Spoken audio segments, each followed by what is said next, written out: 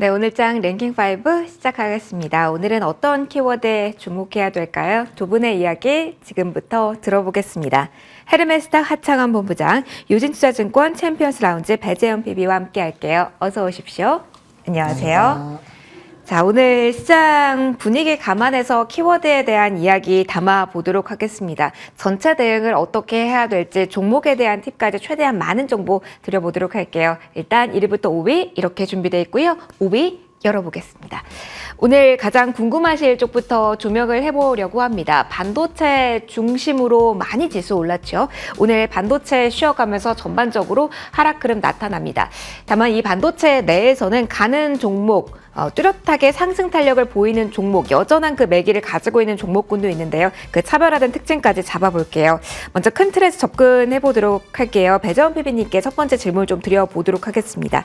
가장 이 시간 중요한 질문은 이게 될 것 같아요. 사실 미국장 영향받아서 오픈이 딱 됐고, 그러면서 우리 장도 조금은 흔들릴 수 있겠다. 다만 오후장 어느 정도 움직임을 보일지가 관건이라는 생각을 많이 하셨을 것 같은데, 지금 상황 판단을 먼저 해주세요. 지금 오후에도 계속 떨어짐이 강하게 전반적으로 나타나고 있거든요. 이렇게 되면 조금 더 깊고 아니면 긴 조정에 대비를 해야 되는 건지, 일단 지금까지 보신 반도체 주도의 이 하락 흐름 먼저 설명 부탁드릴게요. 일단은 뭐 반도체주들의 하락 같은 경우에는 아직 뭐 특정한 어떤 소식은 없지만 최근에 이제 상승을 좀 많이 보이면서 어느 정도의 차익 실현 물량이 나왔다라고 어느 정도 설명을 드릴 수 있겠습니다. 일단 미국에서 뭐 그동안 반도체주들 중에서도 좋았던 뭐 인텔이라던가 AMD 같은 경우에도 뭐 전일장에서 뭐 어느 정도 하락을 보이면서 국내에 있는 삼성전자와 SK 하이닉스도 지금 하락세를 보이는 것으로 보이는데, 일단 좀 전체적인 큰 틀에서 봤었을 때 현재 뭐 삼성전자라든지 SK 하이닉스가 움직였던 어떻게 보면 지금까지 상승했던 원인들이 어떻게 보면 실적이 본격적으로 상승하는 모습을 보인 것이 아니라 그러한 기대감이 반영된 모습으로 오른 거기 때문에 일단 여전히 저는 그 기대감 같은 경우는 유효하다고 보고 있습니다. 그 이유가 최근에 메모리 가격 같은 경우에도 지금 뭐 D램 쪽이나 뭐 낸드 쪽이 3개월째 지속적으로 가격이 상승을 하고 있고, 이러한 부분에서 업황 반등 시그널이 나오고 있다는 점은 굉장히 뭐 호전적인 부분이고요. 그뿐만이 아니라 이제 온디바이스 AI라든지 뭐 CX에 관련된 이런 호재성인 뉴스들이 시장에서도 전반적으로 긍정적으로 작용을 하면서 투심은 여전히 살아있다라고 좀 판단을 하고 있습니다. 그렇기 때문에 뭐 지금과 같은 뭐 이런 하락이 뭐 장기간으로 이어질지 아닐지는 뭐 지금 상황에서는 모르겠지만 그래도 좀 더 상승 쪽에 좀 더 무게를 두는 것이 맞지 않을까라고 좀 생각을 하고 있습니다. 그러면 이렇게도 여쭤볼게요. 지금 시총 상위주들 딱 열어놓고 보면 파란불 일색인데 최근에 많이 움직였기 때문에 반도체도 많고 2차 전지도 상당히 많습니다.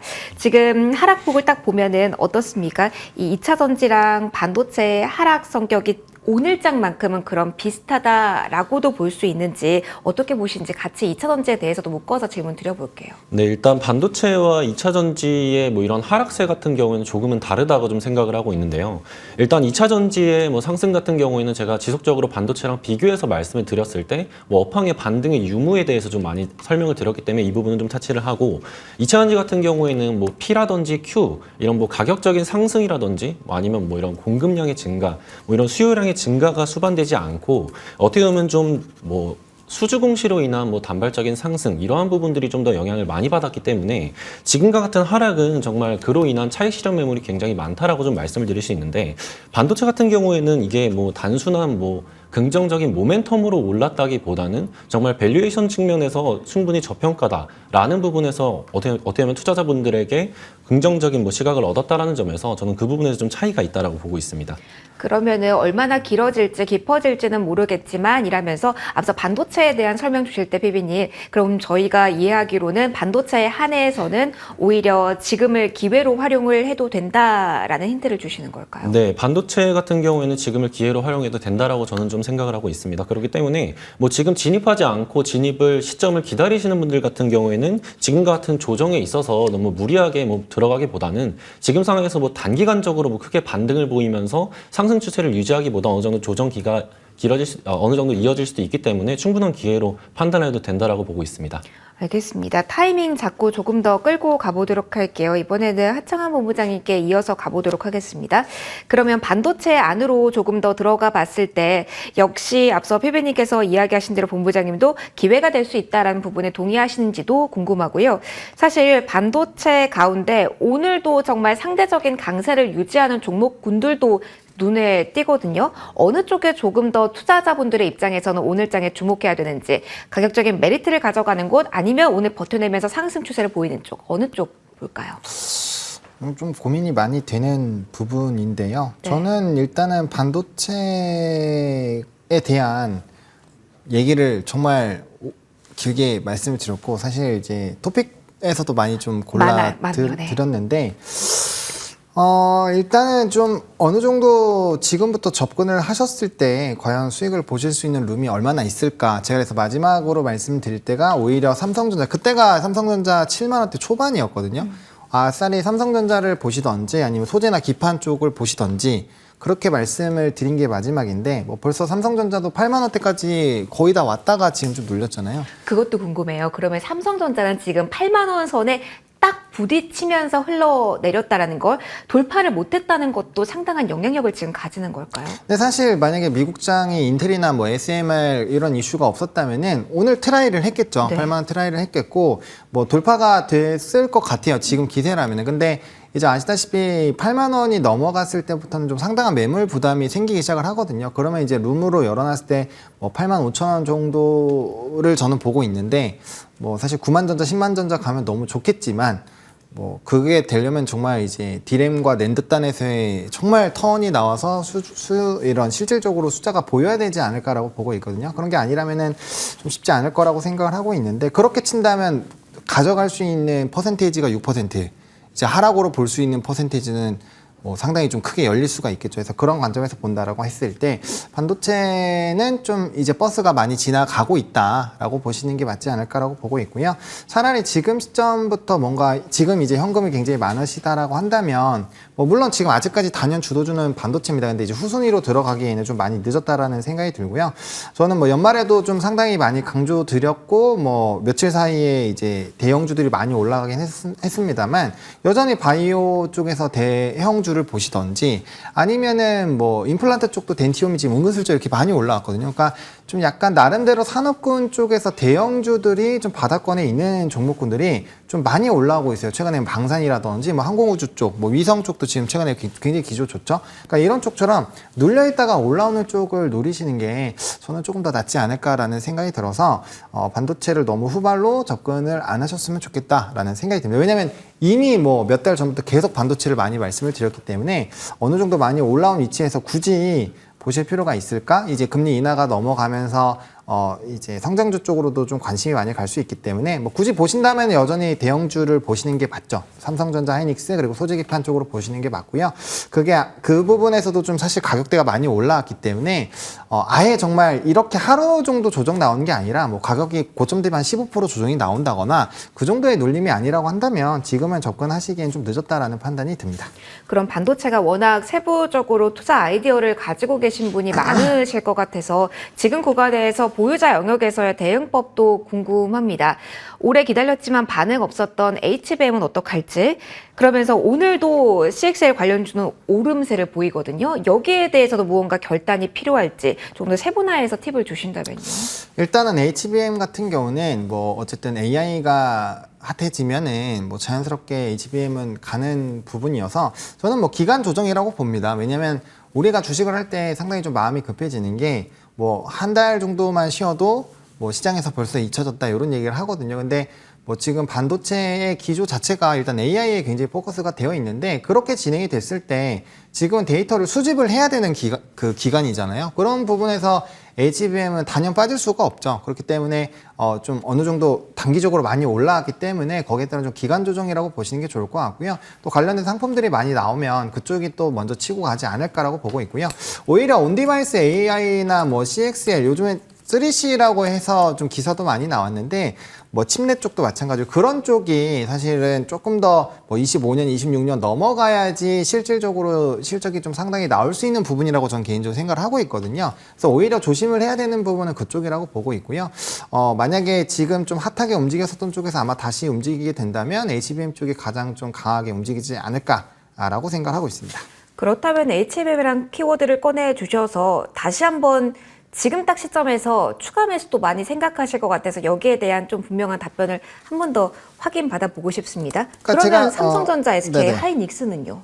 삼성전자랑 하이닉스를 오히려 제가 계속 보라고 말씀을 드렸잖아요. 이제 다른 거 그런 탄력적인 것들은 PER이 40배가 넘어간 쪽이 많기 때문에 가격이 부담이 된다. 그래서 오히려 대형주를 보자라고 이미 뭐 계속 말씀을 드렸기 때문에 그 부분에서 추가적인 언급은 안 드려도 될 것 같고요.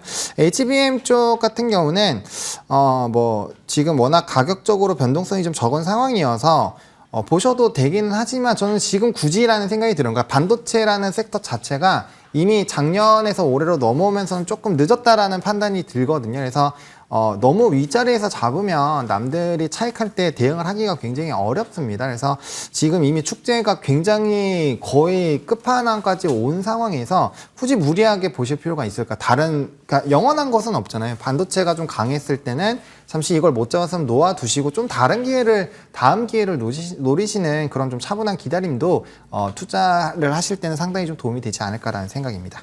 지금의 위치 좀 설명을 받아봤고요. 대체적으로 어디를 볼지 그 대안 성격의 종목군 이슈도 잠시 후 조금 더 찾아보도록 하겠습니다. 워낙 HBM 키워드 그리고 대표적인 종목에 대해서는 많이 고민하실 것 같아서 한 번 더 질문 좀 드려봤습니다. 자, 4위로 넘어가도록 할게요. 선거철이죠. 정책주에 대해서 조금 더 집중도를 높여야 될까 궁금합니다.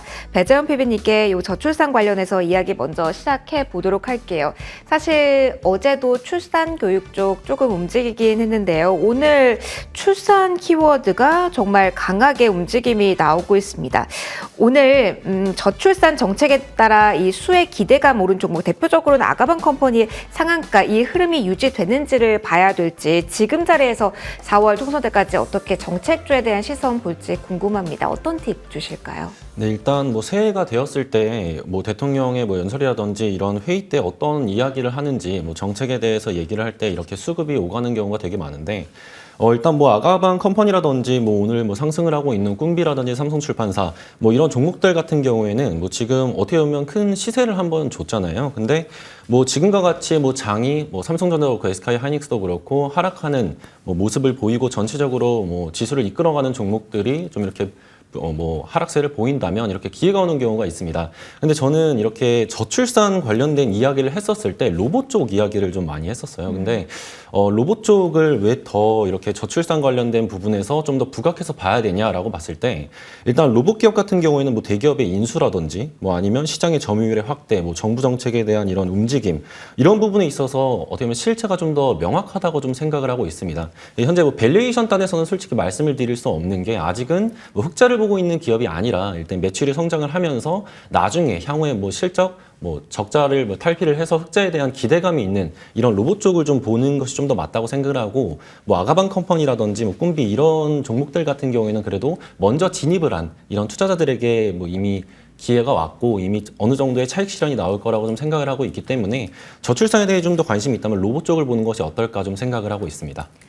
딱 생각하면은 관련주로 묶이는 쪽만 저희가 바라봤는데 IT 성격도 있고 CS에 대한 모멘텀까지 아는 로봇 쪽까지 조금 더 시야를 넓혀보자라는 조언이었습니다. 정책 관련한 이야기 본부장님과도 해보도록 하죠. 어떻게 최대한 활용을 할 수 있을지 궁금합니다. 지금 찾아봤더니 내일 윤 대통령이 민생 토론회를 진행한다라고 합니다. 새해 업무 보고를 국민과 함께 받는다고 하고 여기에 저출산 문제가 포함이 되어서 오늘장 움직임이 나왔던 것으로 보이는데요. 일정은 딱 내일입니다. 그렇다면 이 정책의 큰 틀에서 포함된 종목에 대해서는 단기적으로 어떻게 할지 일단 궁금하고요. 지수의 흐름이 이렇게 조금은 흔들림이 나온다면 주목을 받는 쪽도 순환매 성격으로 정책주 봐야 될지에 대한 팁도 같이 부탁드릴게요. 일단은 뭐 출산 쪽은 뭐 아시겠지만 뭐 저는 아직 결혼을 안 해서 좀 공감을 못 하고 있긴 하지만 어쨌든 정책으로 과연 출산율을 끌어올릴 수 있을까에 대한 물음표가 좀 상당히 있기는 하거든요.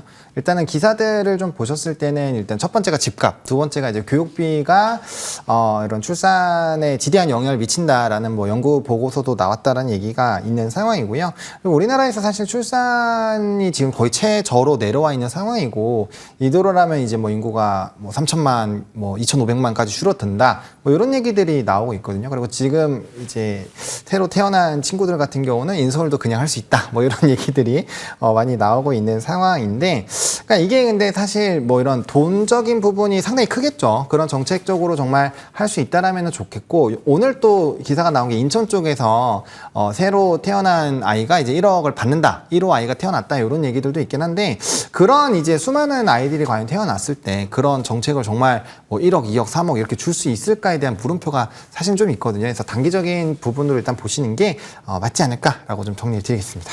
그러면은 저희가 정책 관련주 저출산 포함해서 다른 네. 쪽도 트레이딩의 영역으로만 보자로 정리를 하면 맞을까요? 일단 지금은 트레이딩 관점으로 보시는 게 맞지 않을까라는 생각입니다. 알겠습니다. 정책에 대한 부분 빠르게 진행이 되니까요. 지금은 트레이딩 관점으로 그리고 저출산에 대해서는 로봇까지 보자라는 이야기까지 두 가지 방향성 제시를 드렸습니다. 3위 이어가 보도록 할게요. 때로는 이쪽이 우주항공 방산으로 엮이면서 수주에 대한 모멘텀도 받기는 하지만 정책 주로도 묶이기도 하죠. 여러 이야기 해보도록 하겠습니다. 여기에 대해서는 어떤 의견 주실까요? 우주항공 이야기 시작해 볼 거고요. 본부장님과 먼저 이야기 시작해 볼게요. 우주항공은 뭐 정책적 이야기와 오늘은 따로 떼어놓고 봐야 될까요? 어제부터 꿈틀 그리고 오늘 유난히 이쪽 섹터에 대해서 긍정적인 리포트가 많이 나왔더라고요. 기관이 다 팔고 있는데 이쪽 종목들 많이 삽니다. 많이 쉬어갔던 이쪽에 대해서 다시 1월 주목도 높여야 될지 지난해 생각하시면서 우주항공 많이 떠올리실 것 같은데 어떠한 비유 가지고 계실까요? 일단 뭐 긍정적으로 보고 있습니다. 최근에 사실 주가의 움직임도 상당히 좀 긍정적이죠. 뭐 AP 위성도 그렇고요. 뭐 그다음에 세트라이도 마찬가지고 바닥권에서 이제 기간에 좀 강력한 대량 매수와 또 리포트를 병행을 해서 상당히 좀 업턴으로 좀 돌아서고 있는 상황이고요.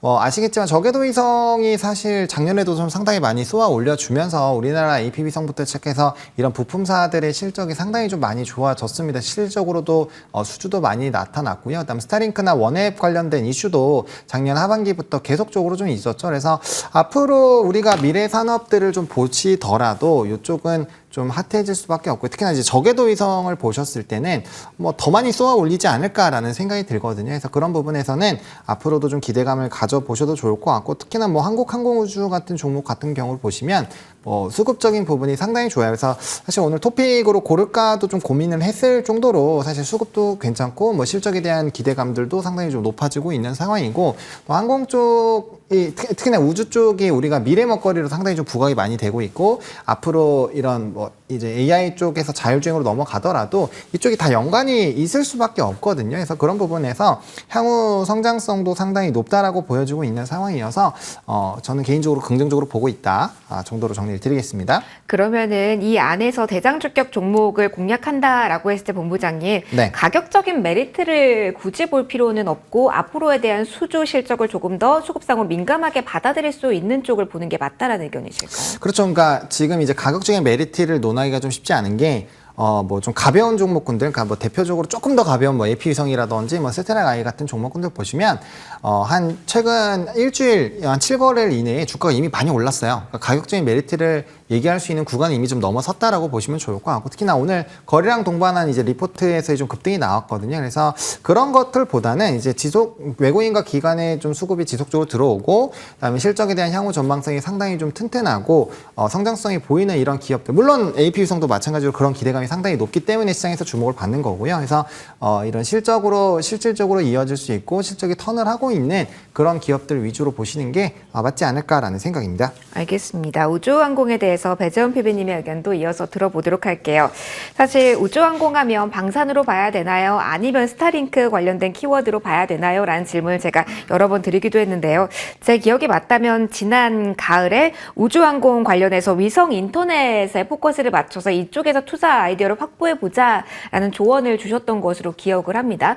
지금도 연초로 넘어왔습니다. 인공위성, 그러니까 인공인터넷 상용화 이쪽에 조금 더 포커스를 맞추면서 계속해서 조금 더 긍정적인 시각 가질 수 있는지 여기에 대한 코멘트 들어볼게요. 네, 일단 인공위성 관련해서는 뭐 어떻게 보면 방산업종들이 이런 인공위성까지 신사업으로 진행을 하고 있기 때문에 충분히 뭐 주가 상승에 있어서 좋은 모멘텀이 될 수 있다라고 말씀을 드릴 수 있고, 그래도 아무래도 뭐 기업들의 본질적인 매출 구성을 봤었을 때는 여전히 방산 쪽에 매출이 많기 때문에 어떤 밸류에이션 단에서의 매력이 있고 없고를 판단을 할 때는 이렇게 뭐 실적적인 부분, 방산 쪽으로 보는 게 좀 맞다고 생각을 하고 있습니다. 일단 2023년 같은 경우에는 뭐 러시아 우크라이나 전쟁뿐만이 아니라 뭐 이스라엘과 팔레스타인의 전쟁, 그리고 이제 또 선거철이 다가오면 뭐 북한의 도발 가능성까지는 어느 정도 생각을 할 수 있기 때문에 지속적으로 이렇게 방산 관련 기업들을 좀 팔로우를 한다면 이런 위성 쪽에서도 충분히 상승 모멘텀을 찾을 수 있고, 밸류에이션 측면에서 충분히 매력적인 뭐 기업과 뭐 산업이라고 생각을 하고 있기 때문에 뭐 여전히 메리트가 있다라고 좀 보고 있습니다. 그러면은 우주항공 섹터에 대해서 국내 정책적 모멘텀의 무게감은 어느 정도 보시는지도 궁금해요. 사실 해를 넘겨버렸거든요. 우주항공청 특별법이요. 이런 맥락에서 조금 더 뉴스를 강하게 안고 있는 구간이 아닐까, 폭발력 있는 시세는 오히려 정책에서 나오지 않을까라는 생각도 하실 것 같아서요. 이 부분 어떻게 보실까요? 네, 정책에 대한 기대감도 분명히 있다라고 좀 보고 있고요. 일단 뭐 윤석열 대통령이 어느 정도 이야기를 했을 때 뭐 자율주행 관련된 얘기라든지 뭐 UAM 관련된 얘기를 지속적으로 하고 있는데, 그러한 부분에 있어서 저궤도 위성에 대한 이제 필요가 아니라 어떻게 보면 필수적인 부분이라 일단 그런 부분에서는 충분히 수혜를 받을 수 있다라고 좀 말씀을 드릴 수 있습니다. 알겠습니다. 관련된 이야기까지 종합해서 바라보시고요. 이어서 2위 확인해 보도록 하겠습니다. 여기도 실적 찍히는 쪽, 그리고 수주에 대한 기대에 안고 있는 곳입니다. 일본 지진 반사 소요에 대한 이야기도 함께 나오고 있고요. 전력기기에 대한 이야기는 하창한 본부장님과 하고 넘어가도록 할게요.